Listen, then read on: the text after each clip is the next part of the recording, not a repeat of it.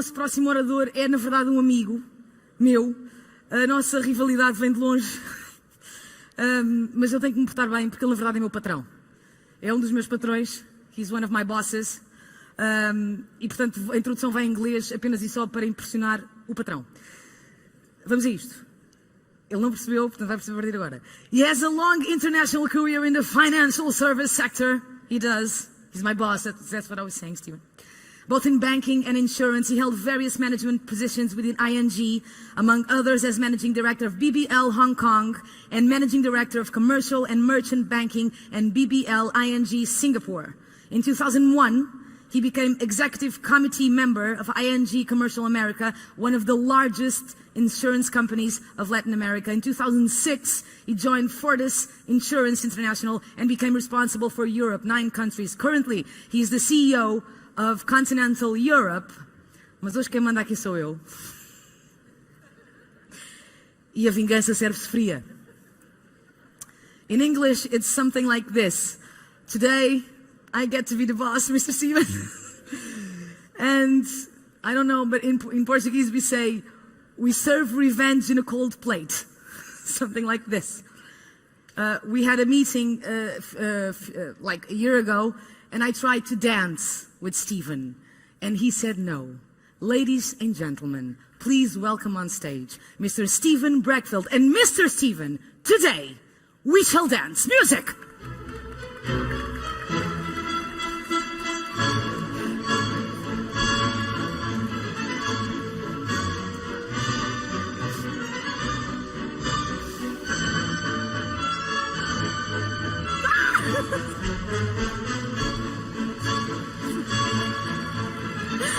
Can we do it more? Stephen, I'm getting dizzy! Stephen, I'm dizzy!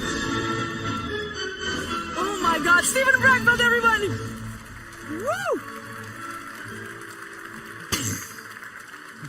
You're okay? No. You're okay? I don't think so. You drank too much? It was epic. Yes, I will see you in a bit. Thank you so much. No problem. I will remember it forever. Did anyone record this? Okay, good afternoon. I thought that the Blue Dono was about 10 minutes, Philomena, and not 10 seconds. First of all, I would like to congratulate Microsoft of having this event, of having all of you around here. At the same time, I'm still doubting about what the reasoning capacities is of some of the people at Microsoft of having me here on stage again. Because each time I'm asking myself, probably they ask me because last year nobody understood what I said, and they say, let's give him a second chance. Or it's a kind of reflex of Microsoft saying, AGEAS is underpaying Microsoft, let him suffer on scene. Or we're overpaying him, let's give him a stage on the scene. So I don't know yet. But anyway, thanks for having me. I put some slides there. And people who work with me know that my brain is unstructured data. So to capture, it goes a little bit all sides, and you have to have machine learning to go where I'm going. But today I will also touch on certain points from an insurance point of view. And when I talk to such an esteemed audience of you who are very skilled in technology, actually when I look at the title, I'm asking myself, we're building the future, but for whom? I would like that most of you ask the question, for whom are we building this future? For what are you building this future? Because sometimes I have the impression that we are like very enthusiastic, energetic lemmings, all running off the cliff. Or whales that follow the first whale and go on shore. So what are we doing this? Why are we doing this? How are we doing this? For whose benefit are we doing this? Or to the detriment of whom are we doing this? And I believe that in a lot of places, definitely in technology, these questions remained unanswered. There is technology before technology, because we do it. Now, first of all, I want to introduce you some people.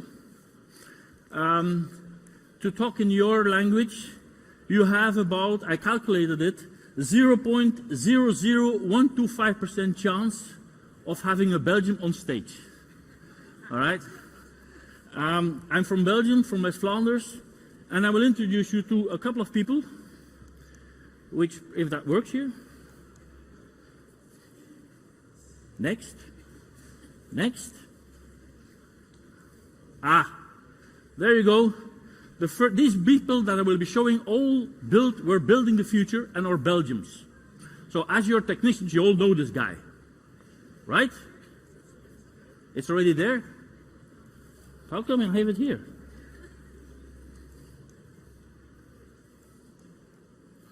There, this guy, right? He's a Belgian. He's probably one of the bases. He built the future. Anyone knows him? It's already there.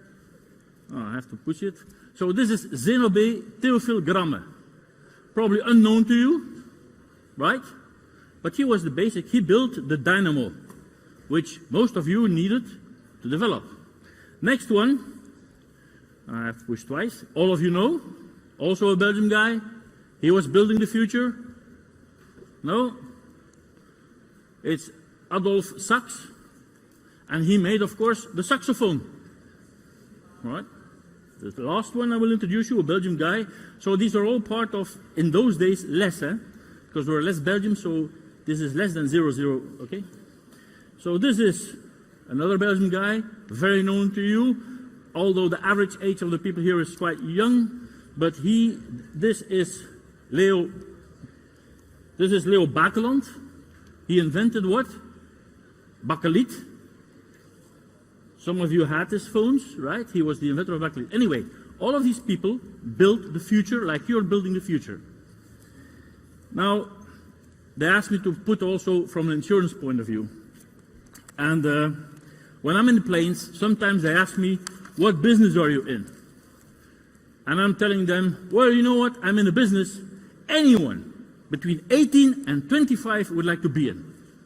And then they start thinking. I see them thinking. Their faces are changing. I'm saying, you're in the movie business. No. I said, no. You're a stuntman. No. And then they keep on going. And then I'm saying, no, I'm in the insurance business. And then see the face is going like, what was the question again? What did he say? I mean, everybody wants to be in between 18 and 25. Well, with the little dips I will be touching upon this afternoon, I will tell you that Microsoft is here in the venture or frontier of technology, and insurance is about there, right? If I succeed to that. So the days are completely over when you invited an insurer for dinner at home, nothing was said, because the most boring dinner you could imagine. Actually, nowadays, when you invite an insurer, it looks a bit more like this, right? And why do I say this? I will touch now on certain points which keeps us busy as insurers because technology has an impact. Firstly, tea has as many flavors as technology impacts insurance. And now you will see the evolution of a certain mister when he's 60, when he is 90, and when he's 135. I mean, you have to understand that a lot of people didn't ask themselves the question, when a woman gives birth to a baby, how is it possible that there is a transformation of old cells in completely new cells? People didn't stand still with that. Science now has been able to extract exactly that type that rejuvenates cells. And you can go on the internet and watch for yourself. They have been able to construe this product, inject in old mice, and you see them on the movie getting younger and younger and younger. It's only a couple of steps away while you will be able, all of you, to be injected with rejuvenating material which will stop you getting older. Now, why do I say this? Have you imagined what this means for an insurer? Health insurance, life insurance, what this impact will be for us and how we have to prepare ourselves in our business. This is huge impact in healthcare, hospitals, daycare, life insurance, everything. So that's one aspect of why technology impacts insurance a lot. The next one is about 3D printing of organs. So 3D printing of stem cell organs. This will create, again, a huge impact in insurance. You have your kidney that's not functioning, no problem. With stem cells, we do 3D printing, we will replace your kidneys. Any organ that is not functioning with you anymore, we will 3D print it. You can say this is all future. Yes, but they are doing already. Certain things are already 3D printed and used in surgery. And you don't have, how do you call that, the rejection of organs, because it's from your own cells. So this is all coming. Secondly, maybe you did not reflect upon it. When we will have self-driving cars, there will be a big issue on donors, on organs. The biggest part of organs used in the hospitals is from accidents. When you have self-driving cars, there will be no organs, because logically there's no accidents. So you need already to progress in 3D printing of organs, because there will be no organs donated anymore.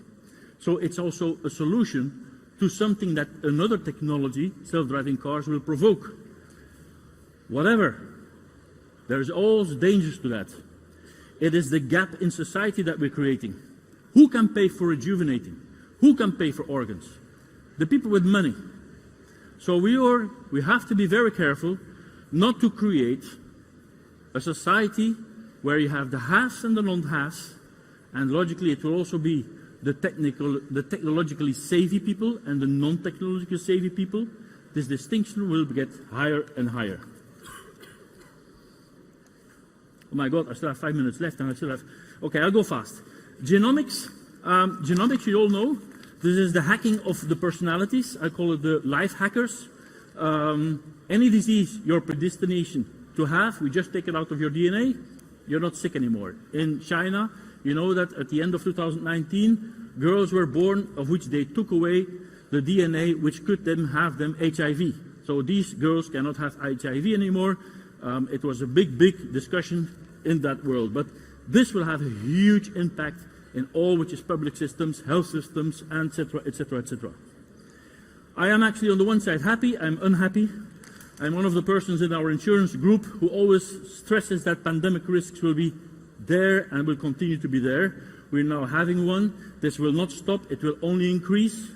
We have more than 60% of the world population living in cities who are not construed to have structurally so many people living.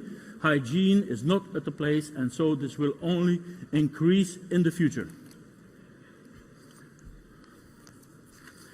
We have,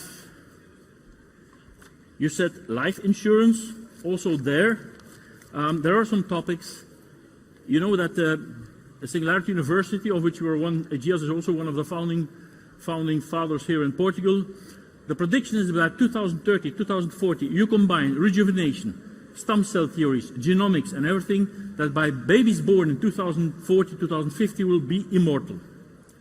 Will be immortal. So they will live every year, life expectancy will progress with 1 year. This immortality will have huge consequences for society, for ethics, for religion, for anything you name it, okay? But can you imagine a life insurer insuring people who never die? I mean, this has a huge impact. This is something we have to think today, how we will get to that. Data analytics, in everything it's a blessing or a curse. We are living the digital dictatorship, and I think that everybody has to be aware about digital dictatorship. You know that we go more and more into the responsible citizenship based on how you behave and how data are being used. So I would invite everybody to raise up and to be digital revolutionaries every time you see something happening in that sense, that you stand up and you make a stop to all this progress in that area. We have, of course, blockchain. The insurance is the right industry where blockchain will be used in contracts, etc., etc. We have cryptocurrencies, and we have cybercrime. I mean, you only have to look around. I mean, what will this mean for insuring cybercrime risk, etc., etc.? There's a huge evolution. We have all over the world ransom crime in hospitals and public areas. I mean, last week in Belgium, there was a municipality who had the ransom hacking. There was a huge world industry in Belgium who had completely hacked by the ransom crime. So all of this will also, in the insurance industry, will have a huge impact, and we have to think about it. The Internet of Things is everything which has to do with non-life. So we have everything. My coffee machine is talking to my mobile phone. My mobile phone is talking to my safety, the security systems in my house. So everything will be connected to one another. This is the ideal world for hackers. The more your internet, the more you have connections with the internet, the more you're vulnerable, and the more this world will have to develop itself. We have a lot of social impacts, and I see I only have 1 minute left. So social impacts. The first one is we will have to deal from a management point of view how we go from 4 generations to 5 generations in one company. Big challenge. Training, management, motivation. We have on the second farm, we have the hierarchical structures towards agile structures to be confronting with the change. The reskilling, right? It's the risk of the useless class we are creating. There is a risk that one population will be completely useless. How will we reskill them? How will we integrate them in society? How will we integrate them? We have political structures which are dating back from the 19th century. We still go voting. Can you imagine? We still go voting. We still have a parliament and a senate which was created in the 19th century, and technology is moving on. And technology can be a risk for democracy.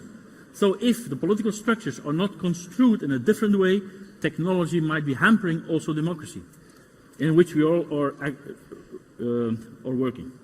We have this technology gap, the inequality. I mean, can you imagine? Everybody, I heard that there was a lot of discussion on AI.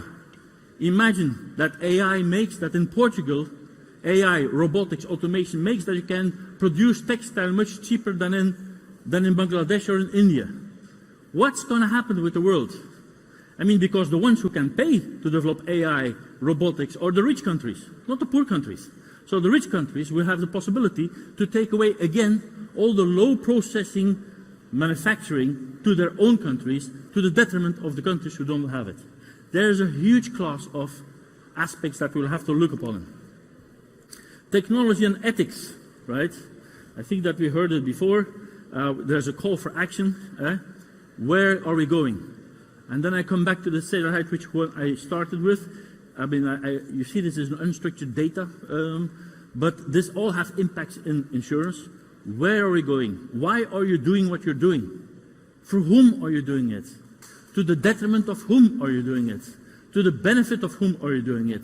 These should be questions that should be raising at each time that you develop technologies, that there is an aspect of your technology to save some of all of these that we all created. We made a mess out of this planet. We made a complete mess out of it. And if you do technology for technology, it's useless. So it should have a purpose. And therefore I end with the first slide, and they're calling me up. So the first slide is the same one for who we're doing it. Thank you very much.